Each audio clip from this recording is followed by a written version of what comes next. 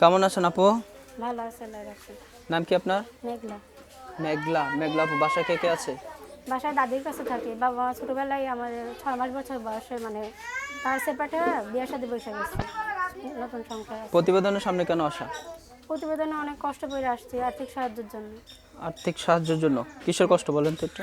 এই টাকার জন্য পড়াশোনা বাদ দিয়ে দিলাম। এই বছর এসএসসি পাস করছি, কিন্তু টাকার জন্য আমি কলেজে ভর্তি দিতে পারিনি। 12,000 টাকার জন্য পড়াশোনার একটা ইচ্ছা ছিল। এখন বাধ্য হয়ে পাল্লা যায় দোকানে একটা কাজ করি, দিন 250 করে টাকা পাই।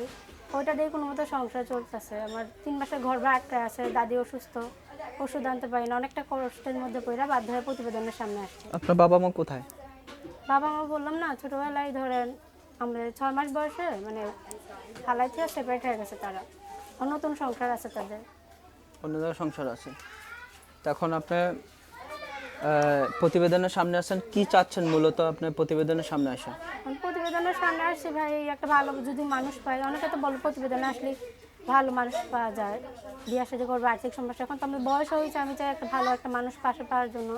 সেই মানুষটা আমার আর্থিকভাবে আমার পাশে দাঁড়াবে, আমার সব দায়িত্ব নিয়ে আমার পাশে দাঁড়াবে, আমিও তার পাশে থাকতে চাই। মানে বিয়ে করবেন, কেউ যদি বিয়ে করতে চায়? হ্যাঁ, বিয়ে শাদী তো করবোই, যে আমার আর্থিক সমস্যাগুলো সমাধান করে দিয়ে আমার পাশে দাঁড়াবে, তার সঙ্গে সম্পর্ক করে বিয়ে শাদী করবো।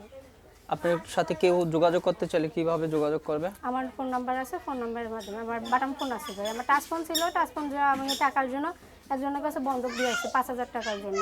টাচ ফোনটাও চালাইতে পারতেছি না, বাধ্য হয়ে ওই টাচ ফোনটাও বন্ধ করে দিয়ে আসছি। নাম্বারটা বলেন তো।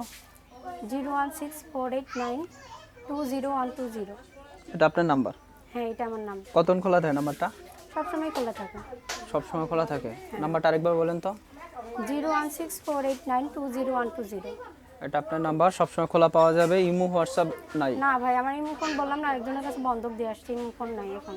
কেউ যোগাযোগ আপাতত করতে নেই। চাইলে আপুর সাথে ফোন নাম্বারটিতে যোগাযোগ করতে পারেন চাইলে।